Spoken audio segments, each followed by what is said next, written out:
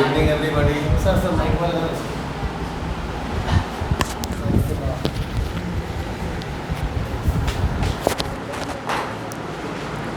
हम लोग इस चैप्टर में matter in our surrounding chapter में बहुत सारे पॉइंट को डील कर चुके हैं।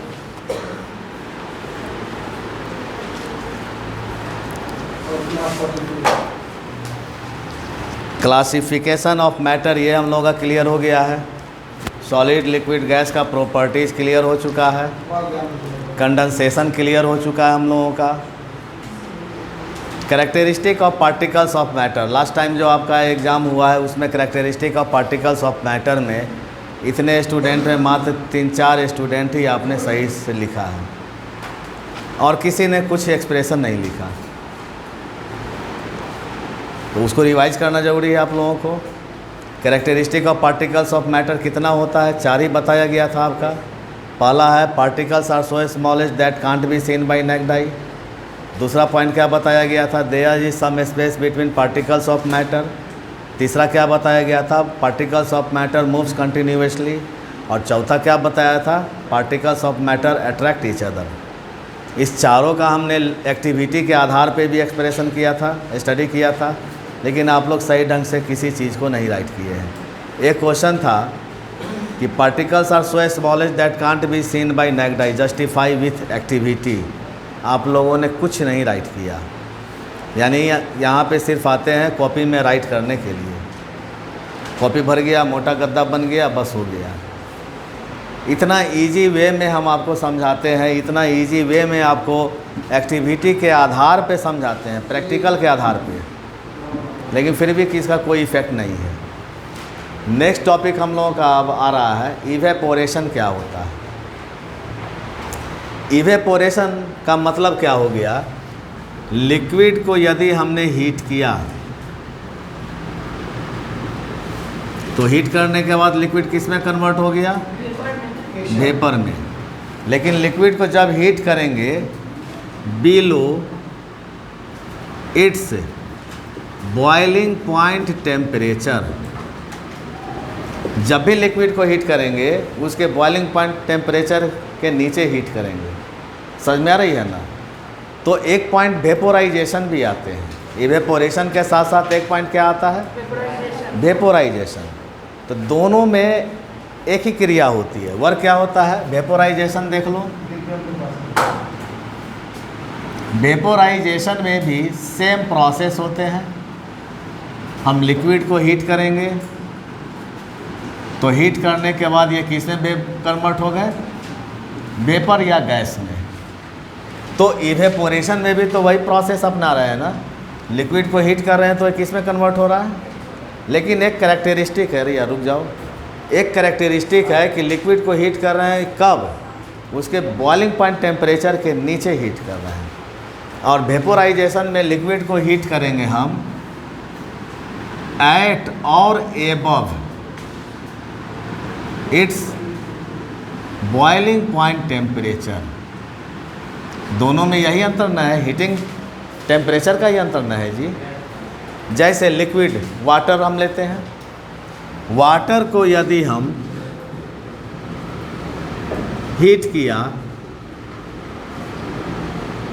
एट 30 डिग्री सेल्सियस टेम्परेचर पे, तो ये वेपर बनने की क्रिया स्टार्ट हो गई, इनमें वेपर बनना शुरू हो गया। तो वाटर का बॉइलिंग पॉइंट टेम्परेचर कितना होता है, 100 डिग्री सेल्सियस। 100 डिग्री सेल्सियस इसका बॉइलिंग पॉइंट टेम्परेचर है। और केल्विन में कितना टेम्परेचर हो जाएगा इसका, 373 केल्विन टेम्परेचर हो जाएगा। परफेक्ट टेम्परेचर 373.15 केल्विन हो जाएगा। 15 को हम लोग नेगलेक्ट कर देते हैं। तो डिग्री सेल्सियस को केल्विन में कन्वर्ट करने के लिए क्या करते हैं, जोड़ देते हैं 273 से। तो कितना डिग्री सेल्सियस इसका बॉइलिंग पॉइंट टेम्परेचर है, 100 डिग्री सेल्सियस। तो 100 डिग्री सेल्सियस में 273 जोड़ दीजिएगा तो कितना हो जाएगा, 373 केल्विन। तो इसका बॉइलिंग पॉइंट टेम्परेचर क्या है, 373 केल्विन या 100 डिग्री सेल्सियस। लेकिन आप कितने डिग्री सेल्सियस पे इसको हीट कर रहे हैं, 30 डिग्री सेल्सियस पे तो बिलो बॉइलिंग पॉइंट टेम्परेचर आ रहा है कि नहीं आ रहा है? तो जब हम बिलो बॉइलिंग पॉइंट टेम्परेचर पे लिक्विड को हीट करेंगे तो वो लिक्विड वेपर में कन्वर्ट होगा, तो उस प्रोसेस को क्या कहेंगे हम? इवेपोरेशन के नाम से जानेंगे।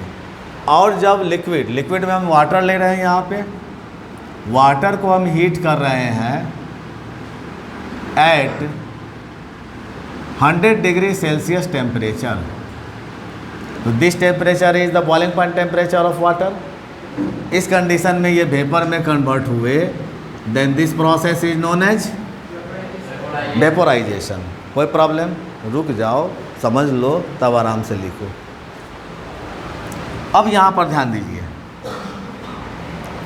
हमारे इंडिया में पर ईयर कॉमन साल्ट जो प्राप्त की जाती है 50 लाख टू 80 लाख टन, 50 लाख से 80 lakh ton common salt India में प्रोड्यूस होते हैं solar evaporation of sea water.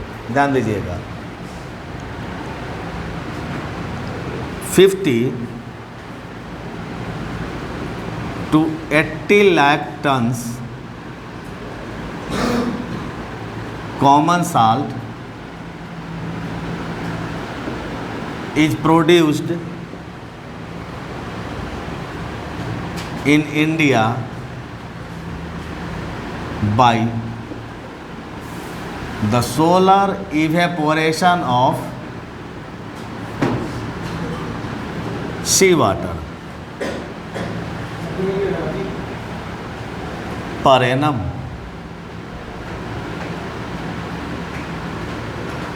समझ में आ रही है ना? प्रत्येक साल हमारे इंडिया में कितना कॉमन साल्ट का प्रोडक्शन होता है सी वाटर से, और वो जो प्रोसेस सी वाटर से कॉमन साल्ट को जो प्राप्त की जा रही है वो कौन सा प्रोसेस है? तो ये कैसे प्राप्त किया? अब इस चीज़ को समझिए। नदी में वेब मोशन वाटर के होते हैं वेब, उस वेब से झाग का निर्माण होता है, और नदी सी वाटर में 2.5 to 2.7% NaCl है, कॉमन साल्ट है, और कॉमन साल्ट को हम लोग प्राप्त करते हैं सी वाटर से। कितना परसेंट है? 2.5 to 2.7% common salt in sea water. 2.5 to 2.7% NaCl present in sea water, and sea water is the great source of common salt in our India। तो क्या हुआ? समुद्र के पानी से झाग निकला, वो झाग किनारे पे आकर के लग गया। अब उस झाग को कलेक्ट करके किनारे पे इस तरह का ब्रैकेट बना हुआ होता है। क्लियर? इस ब्रैकेट में फोम, लेदर कहो, फोम कहो, झाग कहो, झाग हो गया कॉमन साल्ट का, सी वाटर का झाग हो गया। अब इसको धूप में छोड़ दिया जाता है, सनलाइट में। तो सनलाइट के माध्यम से इसमें जो वाटर मॉलिक्यूल प्रेजेंट है वो इवेपोरेट हो रहे हैं। तो सनलाइट का टेम्परेचर 100 डिग्री सेल्सियस तो नहीं है। अगर 100 डिग्री सेल्सियस टेम्परेचर होगा तो हम लोग तो जल करके राख हो जाएंगे। समझ में आ रही है ना? यानी 100 डिग्री सेल्सियस से कम टेम्परेचर पे ये वर्क हो रहे हैं, और ये वेपर बनने की क्रिया हो रही है। इसी क्रिया को क्या बोला हमने? इसी को कहेंगे हम सोलर इवेपोरेशन। क्या नाम दिया? Solar evaporation. सन एनर्जी की उपस्थिति में इवेपोरेशन हो रहा है। तो सोलर इवेपोरेशन के माध्यम से हमारे इंडिया में पर ईयर इतना कॉमन साल्ट को प्राप्त किया जाता है। अब आते हैं कि अगर पूछा जाए डिफिनीसन इवेपोरेशन का, तो डिफिनीसन क्या होना चाहिए इवेपोरेशन का? वेपोराइजेशन का हम लोग अलग से स्टडी करते हैं। समझाने के लिए हमने बताया कि दोनों में प्रोसेस क्या हो जाएंगे? Same process. दोनों का प्रोसेस क्या हो जाएगा? लेकिन दोनों का टेम्परेचर जो होगा हीट करने का वो डिफरेंट होगा। वेपोराइजेशन में जो भी लिक्विड होगा उसको हीट करेंगे हम उसके बॉइलिंग पॉइंट टेम्परेचर पे, या उसे हम बॉइलिंग पॉइंट टेम्परेचर से ज़्यादा दें। तो वो वेपोराइजेशन कहलाएगा। और इवेपोरेशन क्या हो गया? बॉइलिंग पॉइंट से नीचे लिक्विड को हीट करेंगे। तो इवेपोरेशन प्रोसेस क्या है? It is a physical process, ये not chemical process. Chemical process ये नहीं है, ये कैसा प्रोसेस है? फिजिकल प्रोसेस है। फिजिकल प्रोसेस और केमिकल प्रोसेस में क्या अंतर है? अगर मान लेते हैं लिक्विड वाटर है, तो वाटर को हीट करेंगे तो वेपर में कन्वर्ट होगा, तो वेपर का भी फॉर्मूलेशन तो H2O है ना, कि वेपर का फार्मूला अलग है, वाटर का भी फार्मूला H2O है, यानी उसके फॉर्मूलेशन में किसी तरह का कोई चेंजिंग नहीं हुआ। अगर फॉर्मूलेशन में किसी तरह का कोई चेंजिंग नहीं होगा तो प्रोसेस कैसा कहलाएगा? फिजिकल चेंज कहलाएगा, फिजिकल प्रोसेस। अगर फॉर्मूलेशन में चेंजिंग हो गया तो प्रोसेस कैसा कहलाएगा? Chemical process. तो ये इवेपोरेशन कैसा प्रोसेस है? फिजिकल प्रोसेस है। और इस प्रोसेस में क्या होता है? Liquid is heated below it's boiling point temperature to convert into vapor. Clear? Such process is known as, क्या कहेंगे हम इसको? इवेपोरेशन कहेंगे। क्लियर? पहली घटना। दूसरी घटना कि इवेपोरेशन फास्ट प्रोसेस है या स्लो प्रोसेस है। अब इसको समझे। अगर हम हीट ज़्यादा देंगे तो वेपर ज़्यादा निकलेगा, हीट कम देंगे तो वेपर कम निकलेगा। दैट मीन्स कि लो हीट पे ना इसको हीट कर रहे हैं, लो टेम्परेचर पे ना, तो ये प्रोसेस कैसा हो जाएगा? फास्ट या स्लो? तो it is a slow process. कोई दिक्कत समझने में? नेक्स्ट पॉइंट, जहाँ पे इवेपोरेशन होगा वहाँ का टेम्परेचर रिड्यूस कर जाएगा, कम जाएगा। समझ में आ रही है ना? यानी इवेपोरेशन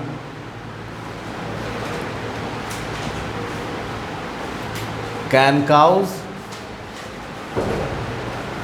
कूलिंग इफेक्ट। कैसे कूलिंग इफेक्ट होता है हम इस चीज़ को समझेंगे। अब होता है क्या कि रिस्पॉन्सिबल फैक्टर क्या है इवेपोरेशन के लिए? Responsible factors for evaporation. पहला, टेम्परेचर का क्या इफेक्ट होता है? टेम्परेचर, तो टेम्परेचर बढ़ावेंगे तो वेपर बनने की क्रिया क्या होगा? बढ़ेगा। यानी increasing the temperature increasing the rate of evaporation. Increasing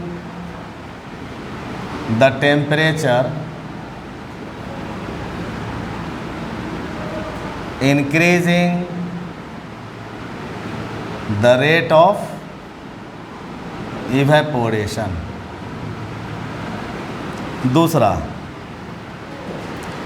surface area. Surface area क्या होता है और इसका इफ़ेक्ट क्या है, इसको देखिए। हम दो कंटेनर लेते हैं, एक कंटेनर ये है और दूसरा कंटेनर लिए ये है। दोनों में अंतर क्या है? इसका सरफेस एरिया नैरो है और इसका सरफेस एरिया वाइड है। तो नैरो सरफेस एरिया से वेपर ज़्यादा निकलेंगे या वाइड सरफेस एरिया से? वाइड सरफेस एरिया से।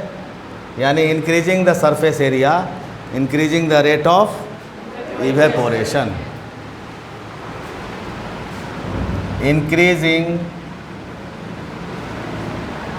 The surface area increasing the rate of evaporation. Third point, humidity का क्या इफेक्ट होता है? नमी अगर ज़्यादा रहेंगे तो वेपर बनने की क्रिया क्या हो जाएगा? स्लो हो जाएगा। जैसे कि ध्यान दो, अगर एटमॉस्फेयर में नमी ज़्यादा है, ह्यूमिडिटी ज़्यादा है, तो उस ह्यूमिडिटी का प्रेशर वेपर पे पड़ेगा, तो वेपर ऊपर उठने के बदले में नीचे की ओर आवेंगे कि नहीं आएंगे? जब नीचे की ओर आवेंगे तो ह्यूमिडिटी का प्रेशर जब पड़ेगा वेपर के ऊपर, तो वेपर बनने की क्रिया स्लो होंगे या नहीं होंगे? फास्ट तो नहीं होगा। यानी increasing the humidity decreasing the evaporation process. Increasing the humidity decreasing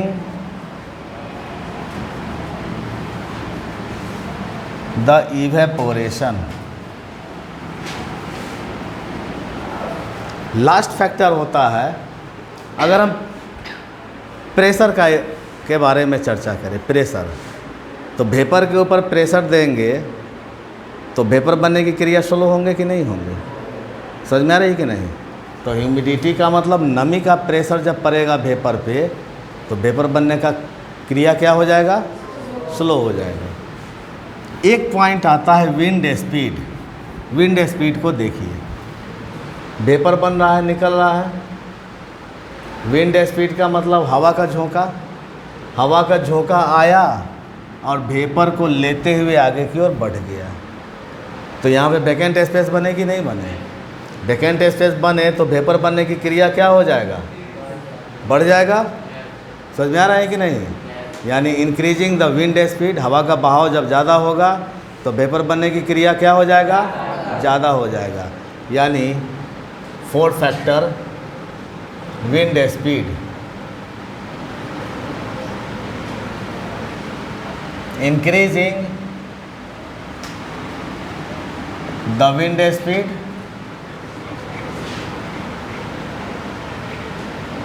increasing the rate of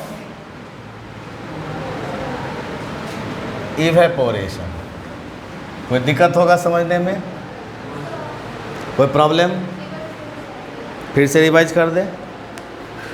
देखो, इवेपोरेशन क्या है? इवेपोरेशन वह फिजिकल प्रोसेस होता है जिसमें लिक्विड को हीट किया जाता है, तो लिक्विड किस में कन्वर्ट हो जाता है? लेकिन लिक्विड को हीट करेंगे उसके, तो इवेपोरेशन क्या है? इवेपोरेशन वह फिजिकल प्रोसेस होता है जिसमें किसी भी लिक्विड को उसके बॉइलिंग पॉइंट टेम्परेचर पे हीट करते हैं तो किस में कन्वर्ट हो जाता है? वेपर। और इवेपोरेशन का बेस्ट एग्जांपल क्या है? हम लोग कॉमन साल्ट को जो प्राप्त करते हैं, किस प्रोसेस से प्राप्त करते हैं? इवेपोरेशन प्रोसेस से। वो सूर्य के लाइट की उपस्थिति में करते हैं वो प्रोसेस, सो दैट वो प्रोसेस क्या कहलाता है? सोलर इवेपोरेशन प्रोसेस के नाम से जाना जाता है। क्लियर? और इवेपोरेशन कैसा प्रोसेस है?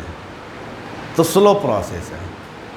आप आग पे पानी डाल दीजिए, लो टेम्परेचर कर दीजिए, वेपर बनने की क्रिया स्लो देखिएगा।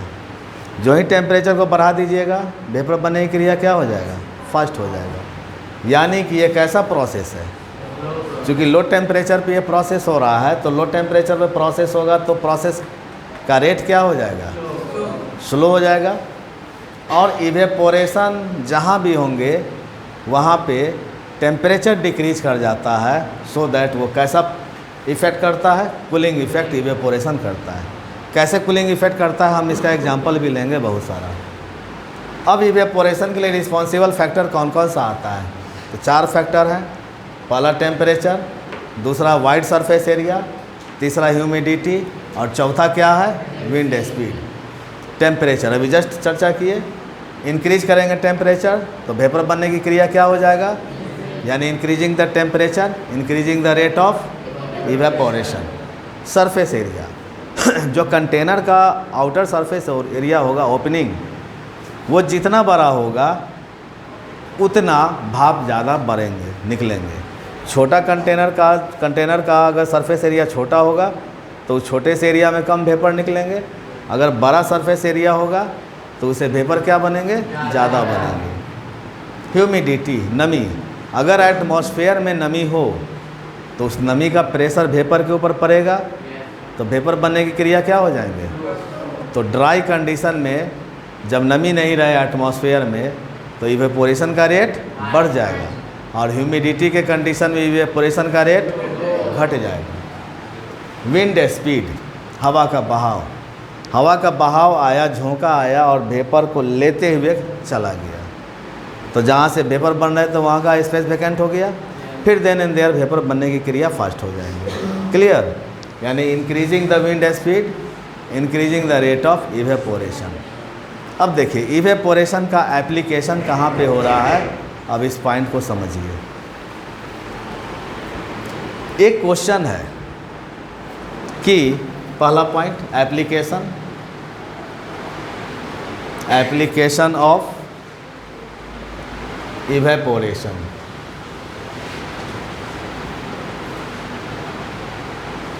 पहला point, cotton clothes are comfortable to wear in summer season. Cotton clothes are comfortable to wear in summer. Summer का मतलब समर सीजन, अभी गर्मी का समय चल रहा है, हमारा बॉडी स्वेटिंग होता है, पसीना बहुत ज़्यादा निकलता है, तो सिंथेटिक कपड़ा जो होता है, सिंथेटिक फाइबर या थ्रेड जो होते हैं वो लेस एब्जॉर्बर ऑफ वाटर होते हैं, और नेचुरल फाइबर जो होंगे थ्रेड वो गुड एब्जॉर्बर ऑफ वाटर। समझ में आ रही है ना। तो कॉटन कैसा फाइबर है, नेचुरल फाइबर है, तो नेचुरल फाइबर होने के कारण से इसका टेंडेंसी क्या है, मोर अमाउंट ऑफ वाटर को एब्जॉर्ब करने का टेंडेंसी है। तो कह रहा है आपको क्वेश्चन कि समर सीजन में कॉटन का कपड़ा पहनना कंफर्टेबल क्यों है बनिस्पत सिंथेटिक कपड़े से। तो बॉडी से स्वेट हो निकल रहा है, तो स्वेट में मॉलिक्यूल, H2O मॉलिक्यूल भी है, वाटर भी है। अगर हम सिंथेटिक कपड़ा पहनेंगे तो चिपक जाएगा बदन से, वो स्वेट को एब्जॉर्ब नहीं कर पाएगा, लेकिन कॉटन क्लॉथ पहनेंगे तो स्वेट को एब्जॉर्ब कर लेगा। अब एब्जॉर्ब कर लिया तो वो स्वेट ने क्या किया, उसमें जो H2O मॉलिक्यूल हैं वो हमारे बॉडी के ऊपर में ना है, तो वो क्या एब्जॉर्ब कर रहा है, मेरे बॉडी का टेम्परेचर एब्जॉर्ब कर रहा है, और टेम्परेचर एब्जॉर्ब करके वो इवेपोरेट कर रहा है। उसमें जो कपड़े में जो H2O मॉलिक्यूल आ गए स्वेट का, वो किसका टेम्परेचर एब्जॉर्ब कर रहा है, बॉडी का टेम्परेचर एब्जॉर्ब करके इवेपोरेट कर रहा है। तो आपका बॉडी का टेम्परेचर कूल होगा या नहीं होगा। तो आपको समर सीजन में कॉटन कपड़ा पहनेंगे तो आपको ठंडे की फीलिंग होगी या नहीं होगी। This is the application of evaporation in this point. समझ में आ रही कि नहीं। कोई पूछे आपसे कि cotton clothes are comfortable to wear in summer, explain this statement, justify this statement. आप क्या कहेंगे कि कॉटन क्लॉथ्स गुड एब्जॉर्बर होते हैं वाटर का, वो स्वेट को ज़्यादा से ज़्यादा मात्रा में एब्जॉर्ब करते हैं, और चूँकि कॉटन क्लॉथ्स बॉडी के ऊपर में रहता है, सो दैट वो किसका टेम्परेचर एब्जॉर्ब कर रहा है, बॉडी का टेम्परेचर एब्जॉर्ब कर रहा है, और बॉडी का टेम्परेचर एब्जॉर्ब करके क्या हो रहा है, इवेपोरेट कर रहा है। जैसे जैसे इवेपोरेशन हो रहे हैं वैसे वैसे हमारे बॉडी का टेम्परेचर कूल होते जा रहा है, so that cotton clothes are comfortable to wear in summer season. कोई दिक्कत समझने में। हालांकि ये पॉइंट लेटेंट हीट से भी रिलेटेड है, लेकिन लेटेंट हीट की चर्चा अभी हम नहीं करेंगे, इवेपोरेशन की चर्चा करेंगे। सेकंड पॉइंट, वाटर इनसाइड मटका पिक्चर। मटका को इंग्लिश में क्या कहते हैं, वाटर इनसाइड मटका, पिक्चर के नाम से जानते हैं, घड़ा होता है। Becomes cool in summer. ये इवेपोरेशन का बेस्ट एक्सप्रेशन भी है। ये कह रहा है कि गर्मी के दिनों में मटका जो होते हैं उसमें रखे हुए पानी ठंडा हो जाता है, अच्छा लगता है पीने में। आखिर में क्यों, ये भी पॉइंट किससे रिलेटेड है? इवेपोरेशन से। होता है क्या कि जो मटका होता है वो पोरस होता है, छिद्रयुक्त होता है। शॉयल का बना हुआ होता है, वो छिद्रयुक्त होता है। अब ड्राई मटका ले लीजिए, सूखा हुआ मटका, अंदर से बढ़िया से उसको पोंछ दीजिए, कपड़े से झाड़ पोंछ दीजिए, और अंदर में पानी डालिए, बाहर पानी सिप करके आएगा। उसके आउटर सरफेस से पानी आएगा, पूरा मटका भीग जाएगा आपका। तो मटका भीग गया तो मटके से पानी धीरे धीरे रिस करके कहाँ पे आ रहा है? आउटर सरफेस पे आ रहा है।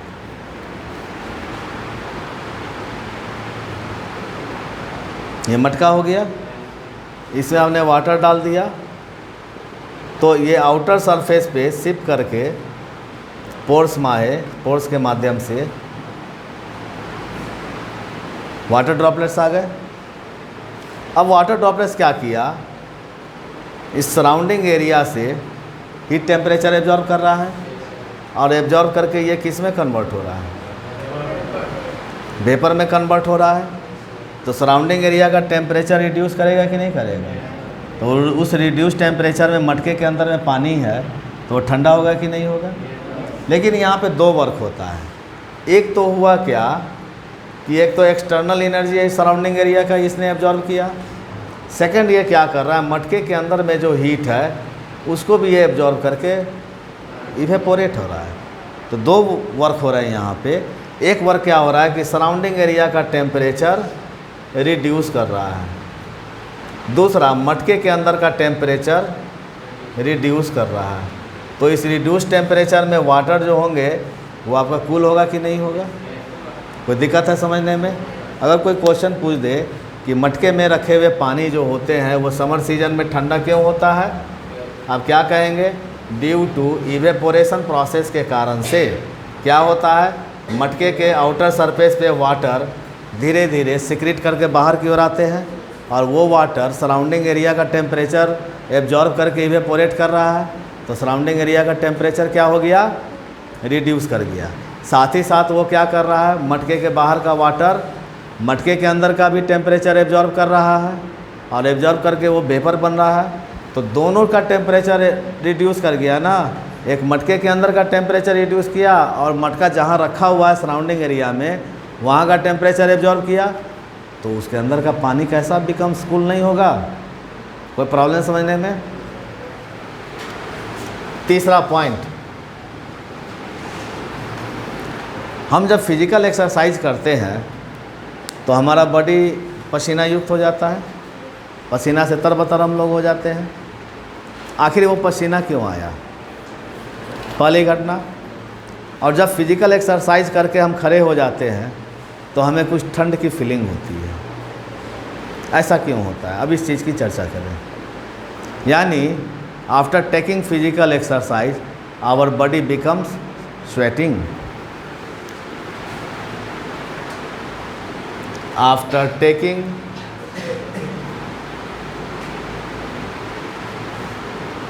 physical exercise,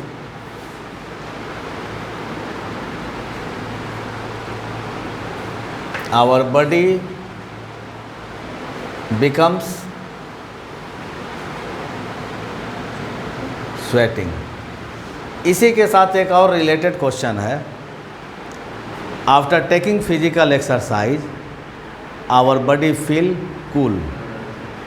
समझ में आ रहा है ना? दोनों same. After taking physical exercise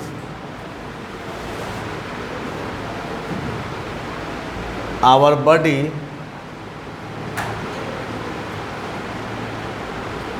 becomes cool या फील कूल। थर्ड क्वेश्चन देखिए, जब हम एक्सरसाइज करते हैं तो हमारा बॉडी पसीना से तरबतर क्यों हो गया? तो जब हम एक्सरसाइज करते हैं तो शरीर के अंदर में हीट एनर्जी का प्रोडक्शन होता है। क्लियर? तो हमारा बॉडी के अंदर में 70% तो वाटर है। समझ में आ रही है ना? तो वो हीट एनर्जी एब्जॉर्ब कर रहा है, हीट एनर्जी का प्रोडक्शन हो रहा है। उस हीट एनर्जी में हमारे बॉडी के अंदर में जो वाटर है वो इवेपोरेट करके किस माध्यम से बाहर की ओर आ रहे हैं? स्किन का जो पोर्स है उस माध्यम से बाहर आ रहे हैं। समझ में आ रही है ना? यानी after taking physical exercise our body becomes sweat, हमारा बॉडी जो है सो स्वेटिंग हो गया। क्यों? तो एक्सरसाइज किए तो शरीर में हीट एनर्जी का प्रोडक्शन हुआ। अब उस हीट एनर्जी के कारण से अंदर में जो वाटर मॉलिक्यूल है वो इवेपोरेट करेगा कि नहीं करेगा? वेपोराइज करेगा कि नहीं करेगा? और वेपोराइज करके किस माध्यम से बाहर आया? स्किन पोर्स के माध्यम से बाहर आया, इसलिए स्वेटिंग हो गया। कोई प्रॉब्लम?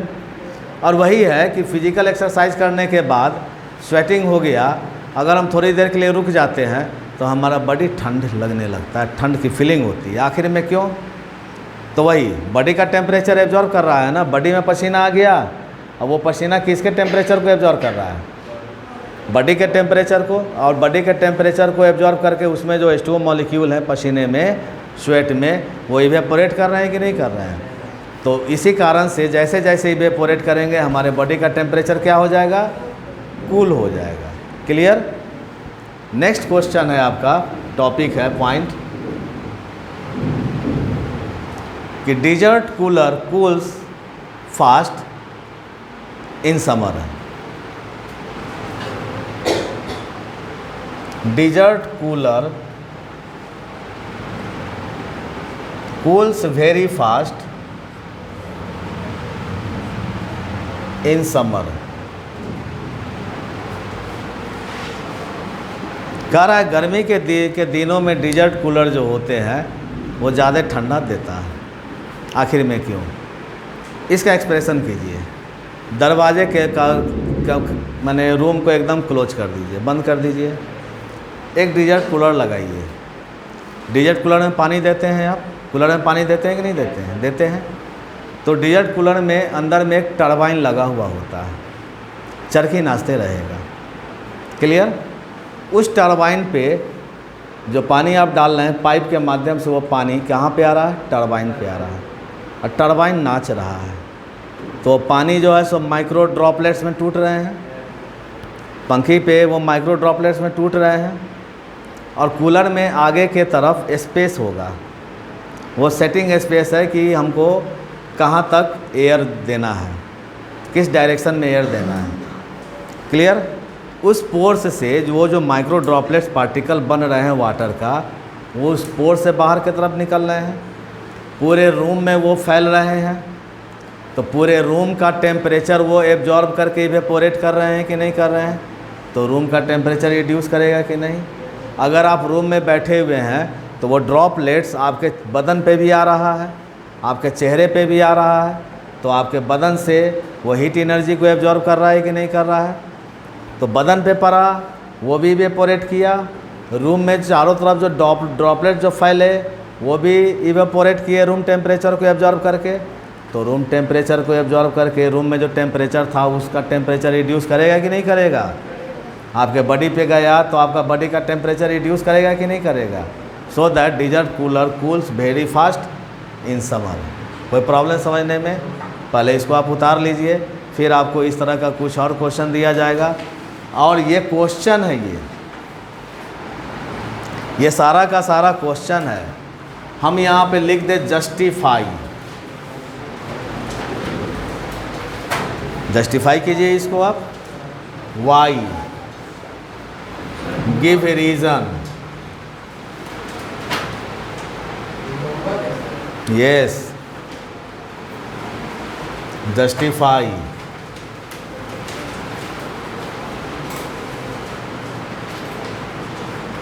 यही एप्लीकेशन में तो क्वेश्चन आपके आ रहे हैं। समझ में आ रही कि नहीं आ रही है?